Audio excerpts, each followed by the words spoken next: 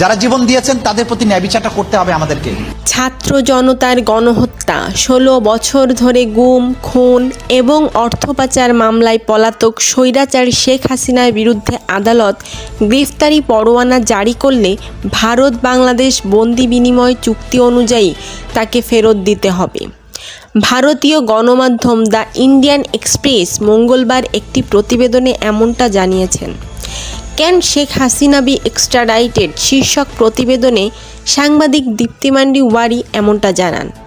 2013 সালে ভারত বাংলাদেশ বন্দি বিনিময় চুক্তি করেছিল এবং 2015 সালে এই চুক্তির আওতায় আসামের স্বাধীনতাকামী সংগঠন ওফার শীর্ষ নেতা অনুপ চেটিয়া সহ কয়েকজনকে বাংলাদেশ থেকে ভারতে প্রত্যর্পণ করা হয়েছিল। চুক্তিতে বলা হয়েছিল ন্যূনতম 1 বছরের সাজা হতে পারে এমন মামলায় আদালত গ্রেফতারি পরোয়ানা জারি করলেই ভারত বা বাংলাদেশকে পলাতককে হস্তান্তর করতে হবে।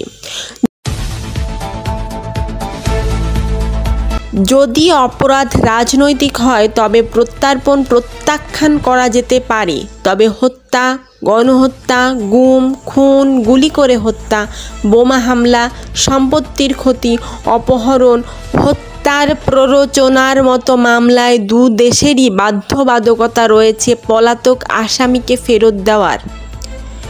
ওই চুক্তিতে বাংলাদেশ আন্তর্জাতিক অপরাধ ট্রাইব্যুনালের চিফ প্রসিকিউটর মোহাম্মদ তাইজুল ইসলাম জানান, ভারতের সাথে বন্দি বিনিময় চুক্তির মাধ্যমে মানবতা বিরোধী অপরাধে অভিযুক্ত শেখ হাসিনাকে ফিরিয়ে আনার চেষ্টা করা হবে।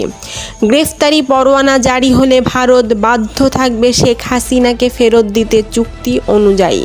তাকে দেশে ফিরিয়ে আনার জন্য আইনি প্রক্রিয়া সেটা আমরা শুরু করব। শেখ হাসিনা সরকার তিনি যখন ক্ষমতায় ছিলেন তার সময়ে এই চুক্তিটি স্বাক্ষরিত হয়েছে। তাকে বাংলাদেশে ফিরিয়ে এনে বিচারের মুখোমুখি করার জন্য বাংলাদেশের সাথে ভারতের অপরাধী প্রত্যর্পণ চুক্তি যেটা এক্সট্রাডিশন ট্রিটি সেটা সম্পাদিত হয়েছে 2013 সালে। যারা জীবন দিয়েছেন তাদের প্রতি ন্যায় বিচারটা করতে হবে আমাদের।